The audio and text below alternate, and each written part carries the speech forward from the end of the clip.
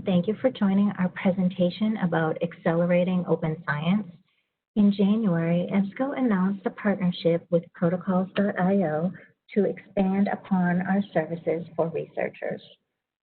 So today we have Melanie Gainley, the Director of Strategic Initiatives at Protocols.io, who will talk about the benefits of the tool.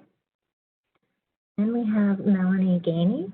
She's a librarian and co-director of Open Science and Data Collections at Carnegie Mellon University. Carnegie has an institutional license with Protocols.io, so she'll be sharing her and her community's experiences with the tool. And also we have Lenny Kettleman, the CEO of Protocols.io, joining us today. He'll be helping out with your questions. So let's start. Here is Emma.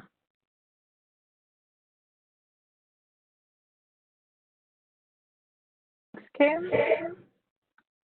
Let me see if I can share my slides. I'm hearing an echo, actually.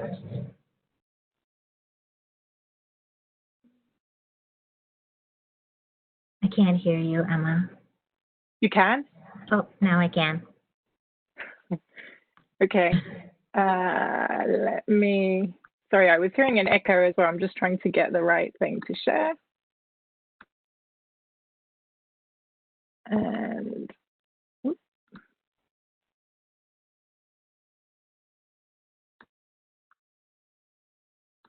hopefully you now see my slides. I see your slides. Great. Okay, thank you. Thanks, Kim. Thanks, everybody, for joining. So first of all, a big thanks to Kim and EBSCO for arranging and hosting the webinar today. It's really great to have the opportunity to present to you all.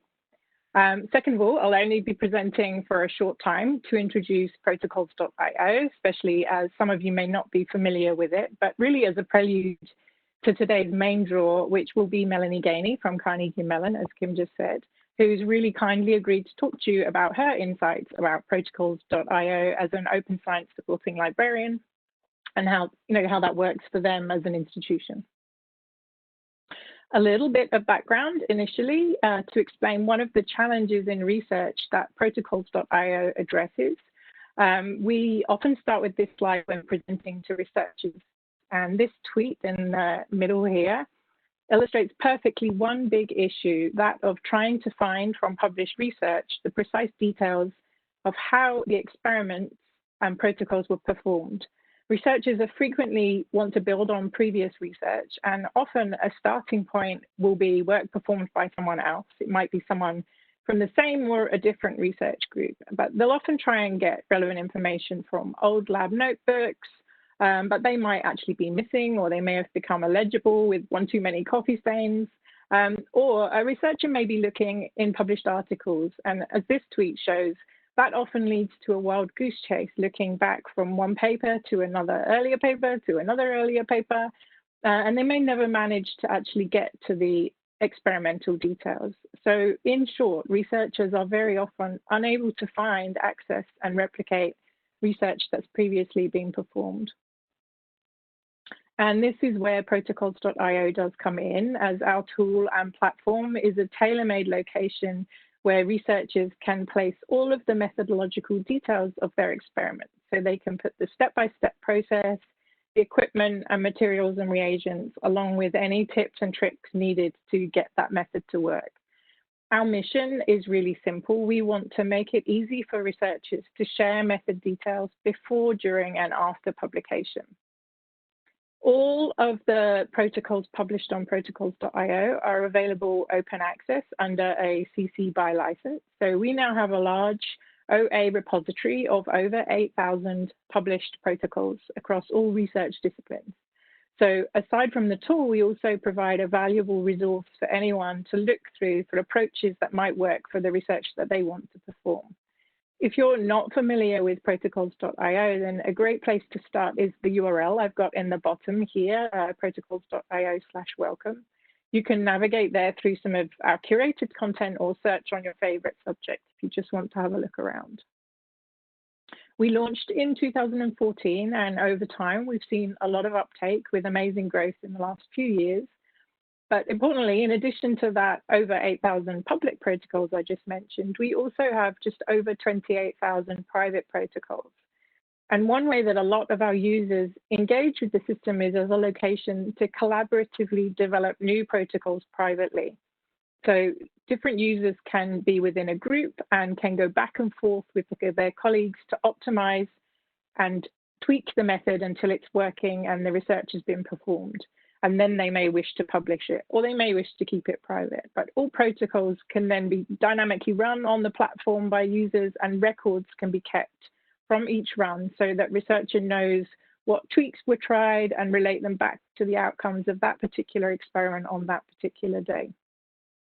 And one key offering of the institutional campus license that Melanie will tell you about is that this allows for unlimited private methods and workspaces for groups to collaborate and develop their methods and really work together in groups on the platform.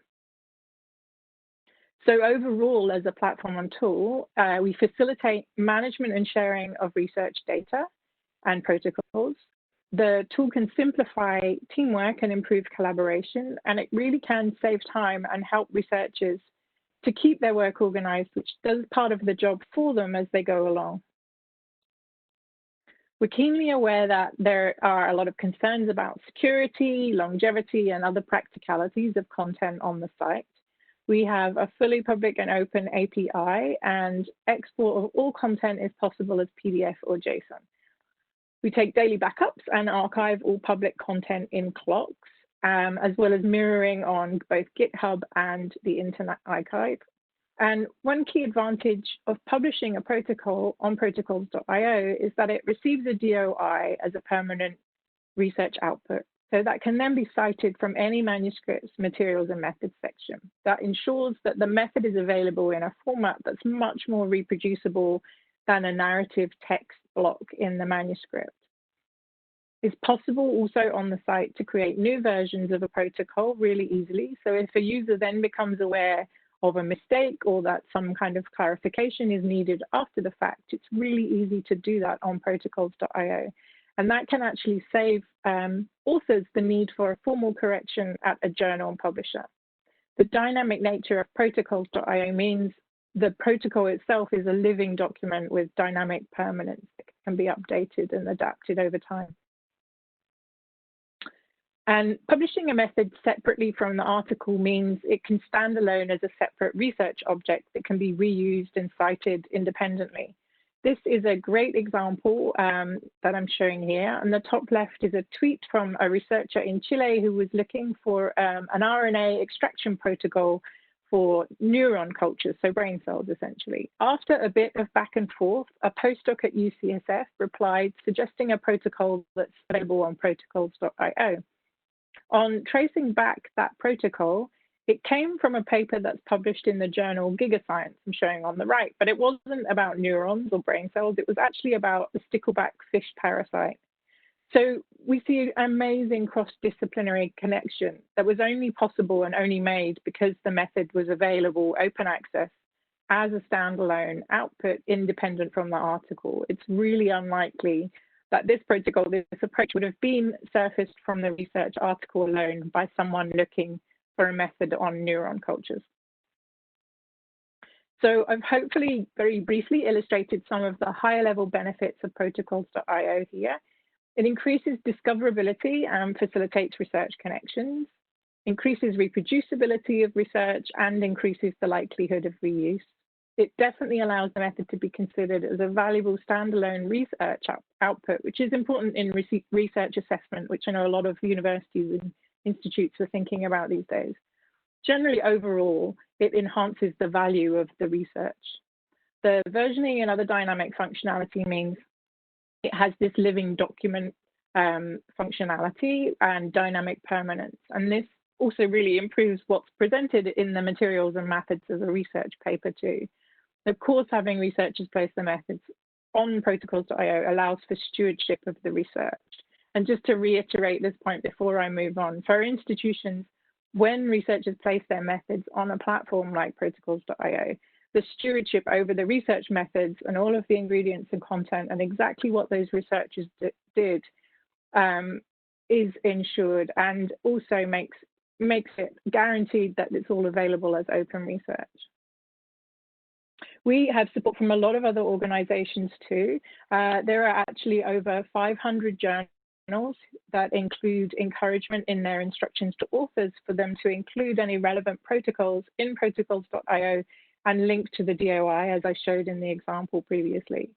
There are quite a few funders who encourage or require their grantees to share any methods they develop on a platform.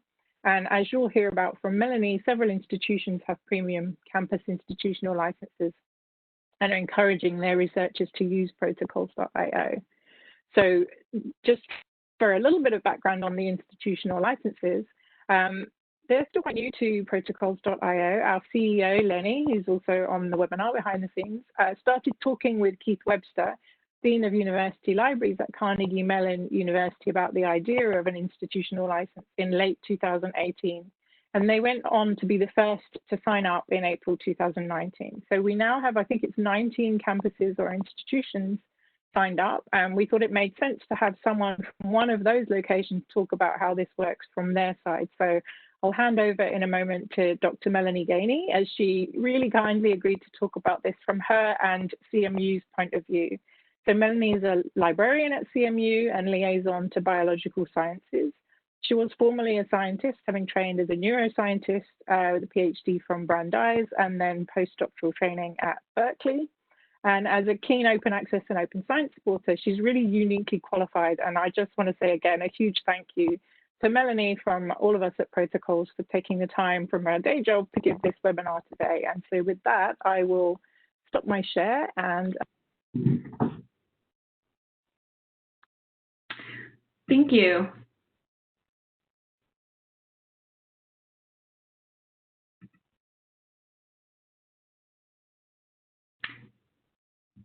Kim, am I able to share my slides now? I just switched it over.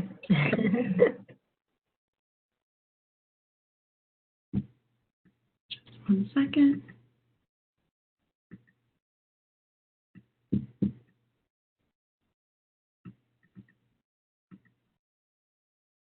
Okay, is everybody able to see my slides and hear me? Looks good. Okay, great. Thank you so much to EBSCO and protocols.io for inviting me to speak today. I'm going to be talking about how we support research reproducibility at Carnegie Mellon with protocols.io.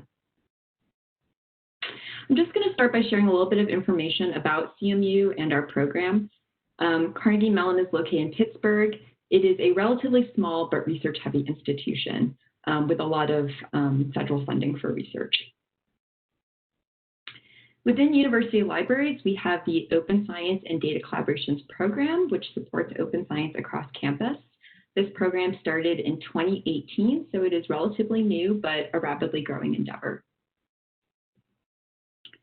The goal of this program is to support research transparency, reproducibility, reuse, and collaborations across CMU and beyond through outreach, training, and digital infrastructure. And our institutional license for protocols.io is a core offering in the digital infrastructure branch of our program. We've had our institutional license for about 1.5 years, and we also offer institutional licenses for Open Science Framework and more recently Lab Archives. These platforms all have a lot of nice complementary features. We also have an institutional repository, KiltHub, which is built on Figshare. We do a lot of work to build community for open science practitioners at Carnegie Mellon and in the Pittsburgh area. We hold workshops. We are members of the Carpentries. We hold annual symposia on various topics related to open science and data reuse. We host hackathons. And in terms of expertise, there's a fairly large group of us within university libraries that work together to support various open access and open science initiatives. A handful of us within this group have PhDs and research experience in various disciplines. As Emma mentioned, my background is in neuroscience research. I became a librarian 3 years ago, and prior to that, I was doing a postdoc at UC Berkeley. And I know for me personally, my experience as a researcher does heavily influence the type of projects I choose to work on within the libraries and how I do outreach for those projects as well. When we started having conversations in late 2018 about whether to pursue an institutional license for protocols.io, I couldn't help but think about all of my years in the lab working with research protocols.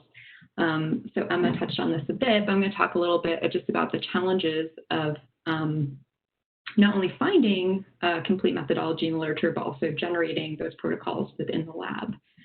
So in my experience, both in my doctoral and postdoctoral lab, I would say that in general, the protocols were not adequately version controlled, and this is not unique to the two labs I worked in. These are kind of common practices.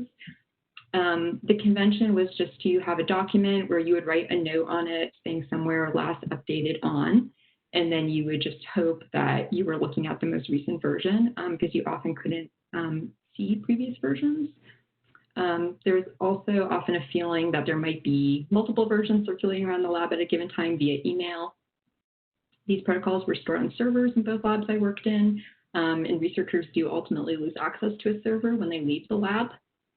Emma also mentioned this last piece. In both of the labs I worked in, I took over research projects for people that had since left the lab, which is very common in science. And so this meant that I had to spend a lot of time looking through old lab notebooks. These are paper notebooks, trying to understand what people had done and replicate their experiments. And this is just an incredibly tedious, inefficient, and I would argue error-prone process.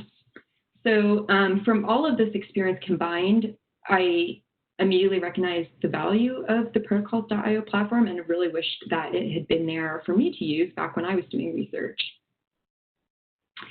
So I was thrilled when we went ahead with our institutional membership.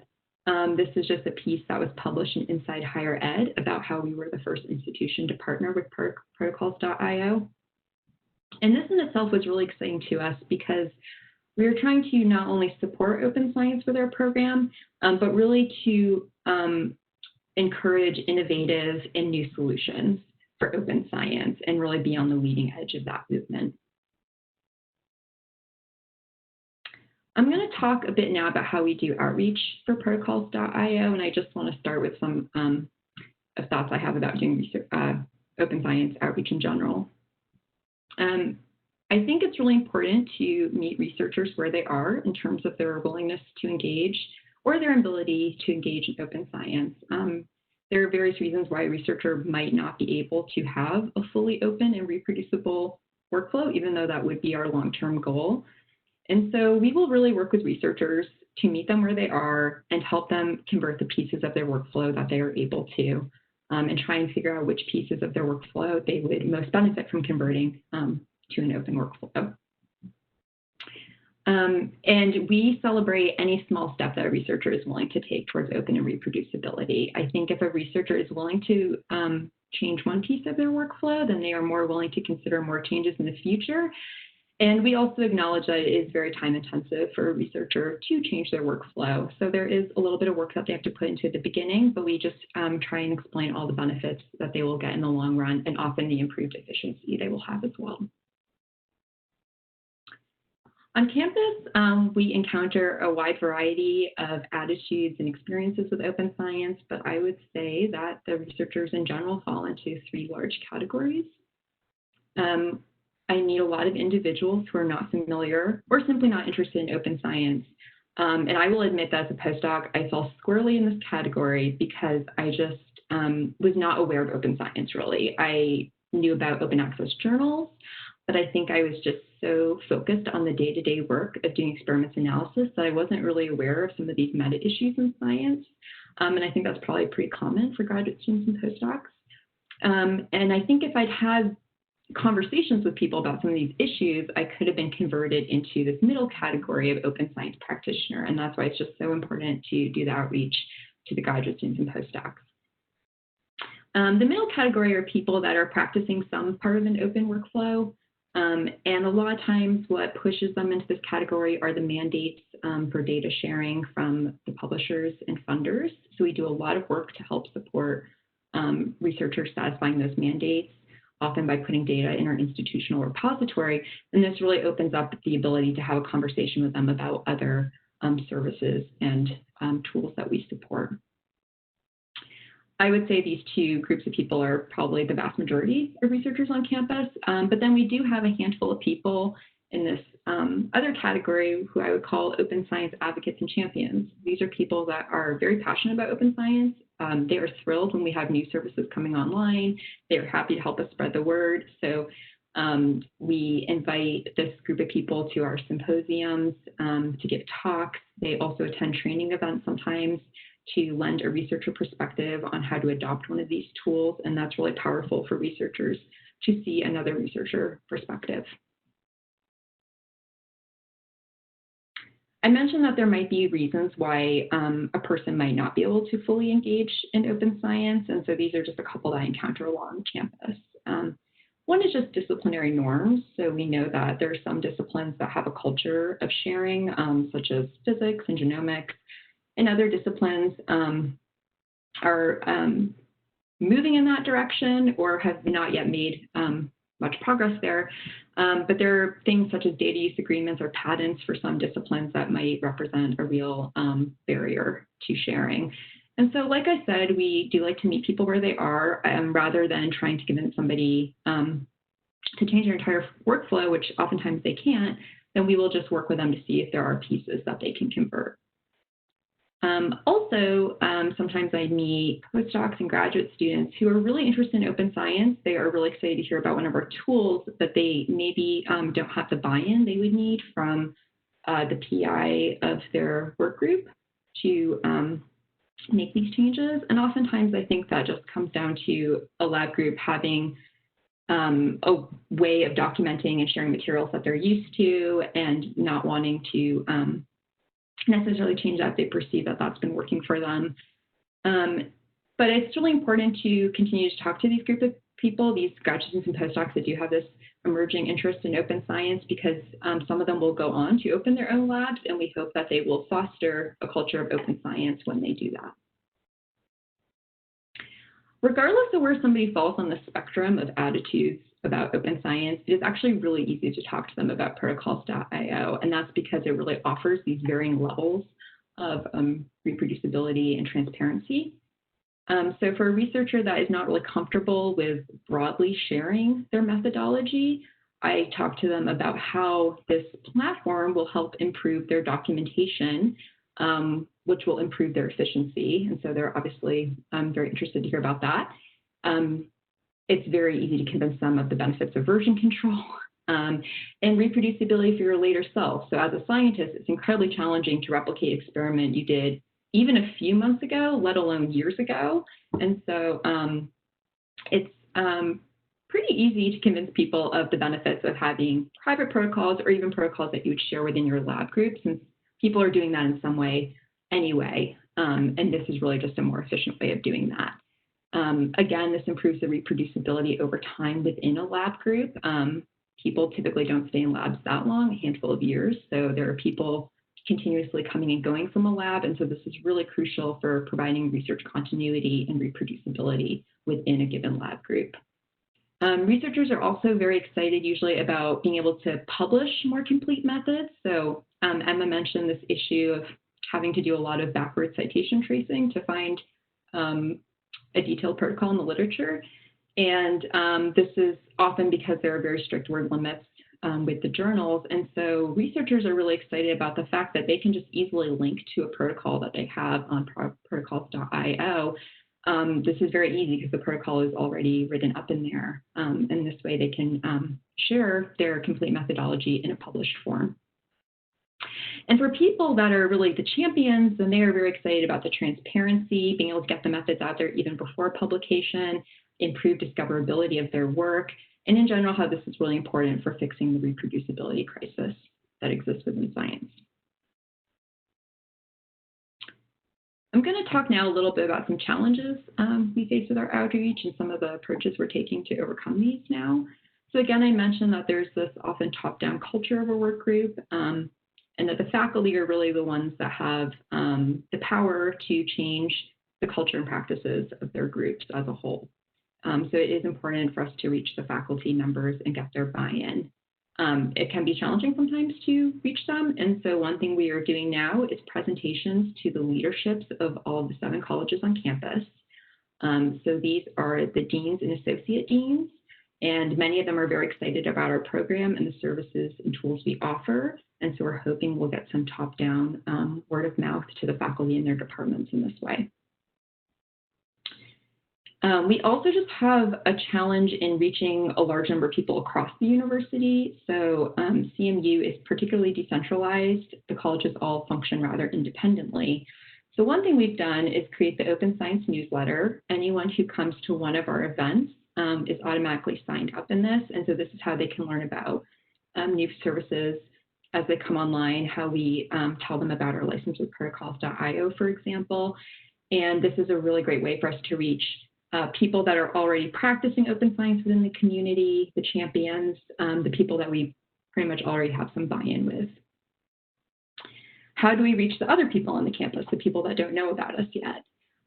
We are pursuing new methods of communication across campus by partnering with other central units.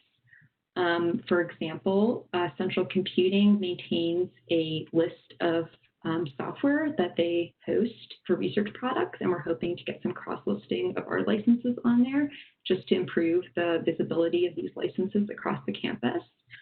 We also do outreach with the Graduate Student Association, and we're able to reach instructors about how to use protocols.io for educational purposes with outreach that we do through the Teaching and Learning Center on campus. Another challenge is reaching non-STEM researchers. So as I mentioned, I have a STEM background, as do many of my colleagues, and so I think our program did initially start off with more of a STEM focus.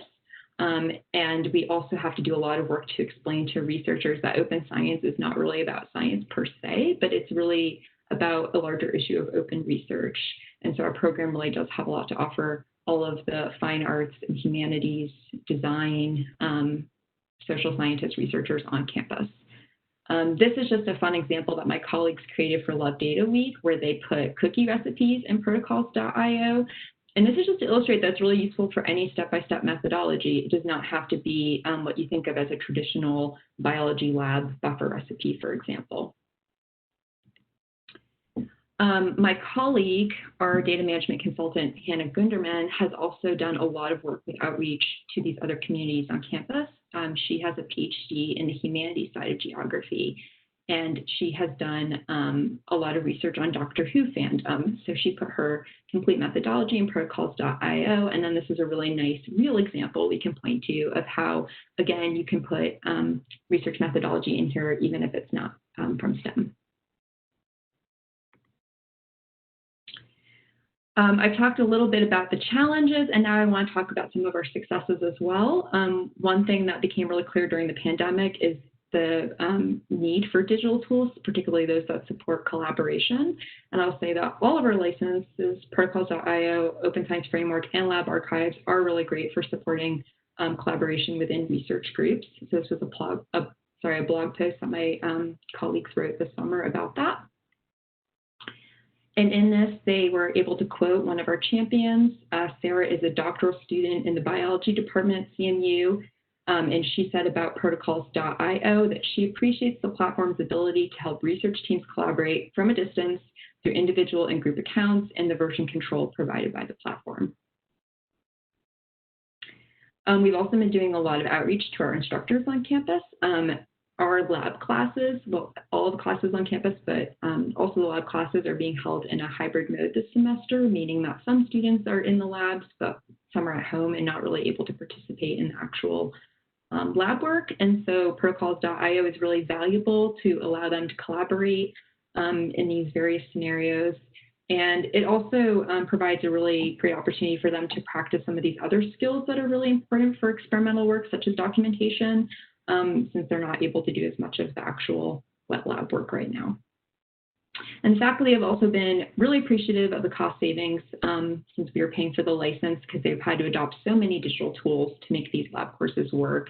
And so the fact that they don't have to ask their departments to pick up the cost has been incredibly beneficial for them. And I just want to end my talk by pointing to some numbers that reflect the success of the outreach as a whole. So these are the numbers for the time period we've had the license, about a year and a half now, and we've seen close to 600% growth in users and about 1,300% growth in private protocols, as well as a number of public protocols on the platform.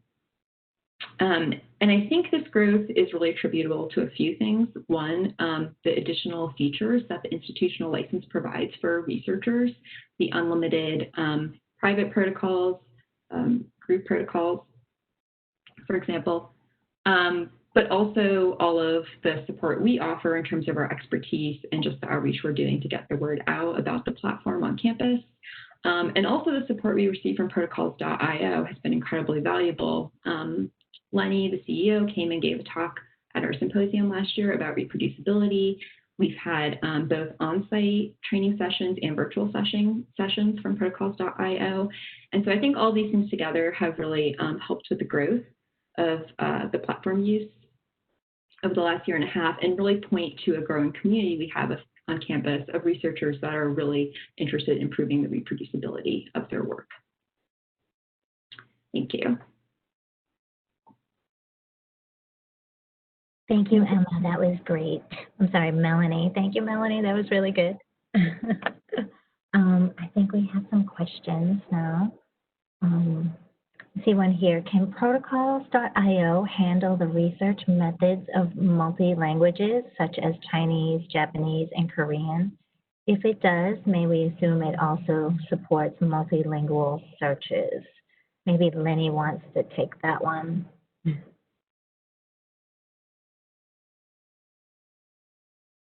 Let's see if Lenny's around. Lenny here. I was just on mute. And should we panelists? I'm not a panelist. I'm lurking in the background. And thank you, Emma, and thank you, Melanie, so much. So all of us are happy to answer questions. The first question is about language. Actually, I think it's better if Emma answers it. We've been having discussions on this, and her previous role was editor-in-chief at PLOS Biology, so I think she's more qualified to talk about languages in this case. Right. So in theory, anyone can put anything on protocols.io, but we do really want the content currently to be in English, and all of the existing content more or less is. But we do, I mean, if people want to put them on in a foreign language, we would strongly encourage they add an English translation supporting file. The search is not optimized for multilingual searches, so all of the current content, any keywords and things will all be in English. So if you search on a term in a different language, it's not probably going to work very well for you currently. We've not really built for multilingual searching and so on, but there is nothing to stop people from actually putting the content in there. It just may not be as discoverable unless you also tag with English, and obviously there'll be barriers to a lot of people understanding unless you provide a translation as an extra file with that. Great, thank you. And Kim, just 1 second. The only other thing I would add is we do think a lot about the fact that only 40% of monthly visitors to protocols.io are English speakers, maybe a little bit more, maybe 50. So 40% from US, and then maybe 10, 20% from Europe. But a lot of the readers of the content are not native English speakers. So we do think about it a lot. We don't have the resources to localize into many languages. But what we try to do when we teach the Art of Writing Methods workshops, whether it's in person or virtual, what we try to encourage is for people to add videos, because those, they're not a translation, but they are a sort of localization that makes it easier to understand, you know, not just in text words what's in a step, but makes it easier to visualize and understand no matter what your comfort level with English is. Wonderful. Thanks, Lenny. Okay, I think I have a couple more. Are there any copyright issues for sharing methods that have been published before? I take that one too. So recipes are a wonderful thing in that they're not actually subject to copyright law. So as long as you're not kind of showing a photo of an experiment from a previous publication, you can actually reproduce the steps of the protocol and the experiments, and it will not fall foul of copyright issues. And everything we publish, I think I said, is CC BY, so it then becomes open access on the protocols.io platform, that version of the protocol. So you're free to put other people's protocols in if that is useful to you, to have them in your lab, to have a version to work from. Great, thanks. Yeah, and then one more question. How do you mint the GOIs? So we do that through Crossref, which is just the third party that we use for that. Okay, all right. And then if the user leaves the group and wants to take their protocols with them, can they do that? They can do that, but it's important to note too that the administrator of the group or the workspace can stop them from deleting the protocol. So any user can export their own copies if they want to, and of course they can have an ongoing account on the tool if they want to, even if they move to a new location. But they won't be able to delete it. So from a stewardship perspective and retaining that information at the university or the location, it will remain, but they can make their own copies. So anything public can be copied by anybody too. So if they're public, it will always be public after the fact. So. That's great. Lenny, you all set? Did you have anything to add? Or I think that's it for the questions. Oh, just one more just came in. Do all the research methods metadata host on cloud? If so, is it AWS or others? Does it allow to host other local clouds? I can take Yeah, please do, Lenny. It is Amazon. And as Emma mentioned, everything is archived. Everything is archived in clocks and mirrored to the Internet Archive as soon as it's made public. And we do have virtual private cloud, but usually it would be a biotech that's interested in that. So from the many universities that have signed up since Carnegie Mellon, including Carnegie Mellon, it's always been on Amazon Cloud. But we do also have a public API. It's very easy to integrate, very easy to pull in both public and private information. That's great, very flexible. All right, I don't see any other questions right now. So, Lenny? So I will ask a question that probably people are thinking, but because there are many attendees, won't necessarily say, but this is a question that frequently comes up, particularly when we talk to librarians. And the question is, how do we know that you won't sell to Elsevier? And there is a history of private organizations getting adoption and then being purchased by a large publisher. And so it's a very legitimate relevant question. And, you know, we have a background with open access is at the real core of our values at Protocols.io. And it's not just because my PhD was with Michael Eisen as my co-advisor in Berkeley, who's the co-founder of Public Library of Science. It's not just because Emma was the editor-in-chief of PLOS Biology. It's actually in our terms of service from the moment we launched that everything is open access, CC BY, as Emma said. But obviously, there is a board of directors. I can make promises today.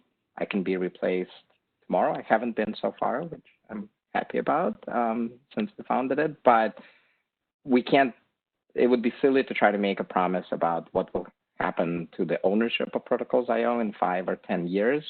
So the way we try to earn the trust of the researchers is not by making promises, but as we said, by mirroring the information that's public, by making it really easy to get all of your data out of Protocols.io with a click of a button, integrating with, you know, whether it's downloading to your local computer or with a click of a button, sending it to Google Drive or Dropbox, through having the public API. And so these are the ways that we try to earn the trust of the community, is to make sure that there is no lock-in, but we are, we are a for-profit company, and so we hesitate to make promises about 10 years down the line. Great. Thank you for that, Lenny. I think there's another question in the chat. I'm not sure if that one's been fully addressed yet. Oh, yeah. Thank you. I didn't even see that. If the institution cannot renew this service one day, any way they can back up their data from the protocols.io. Melanie, do you want to talk about that if you remember it from the contract? Because you had to work out all these kinks and edges. What happens if Carnegie Mellon doesn't renew? So do you want to say a few words? I know that we did. This is a question that comes up all the time when we talk to researchers for all of our platforms. Really, they're always really concerned about the continuity. And so whenever we pursue a license, we do due diligence to make sure that there is a satisfactory answer for them. And so I'll let you speak of the details, Lenny, because I don't want to misspeak at all. But this is something that I know we did talk extensively, and we do get asked a lot by the researchers. And this is one of the reasons we're so grateful to Carnegie Mellon and the other, then subsequently the other campuses that helped us to make sure that we have a good contract. And so there is no lock-in, and with every single university that has subscribed to a campus-wide license, what we explicitly put in there is that should there be a cancellation, should a university not renew,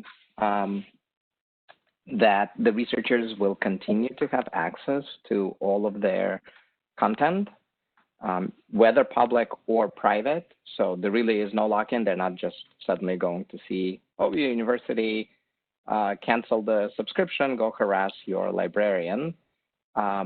So they will continue having access. The only thing that changes if there is no more institutional license is that if they try to create more private protocols, they will get a pop-up saying you either need to make some of your existing protocols public before you can create a new private one, or you need to subscribe individually. But they can certainly download all of their content, as we said, through the integrations, either locally or to Dropbox, Box, Google Drive, and I think some others. And they can continue using their account whether or not the university has a subscription and accessing all of the private content. But very good question. Thank you. That's great. And I think that is it. So I will close things out if that's okay, everybody. So again, for more information about protocols.io, please contact your EBSCO representative. And I also put in a link in the chat area. If you want to check out that page, there's a form that you can fill and somebody will contact you if you desire that. Also, there's a survey will appear upon exiting this webinar. If you have a moment to fill that out, I'd really appreciate it. In a day or two, I will email a link to the recording of this presentation. And I want to thank everybody for taking time out of their busy schedules to attend, and enjoy the rest of your day. Again, thank you. Thank you. Thank you, everybody. Thanks.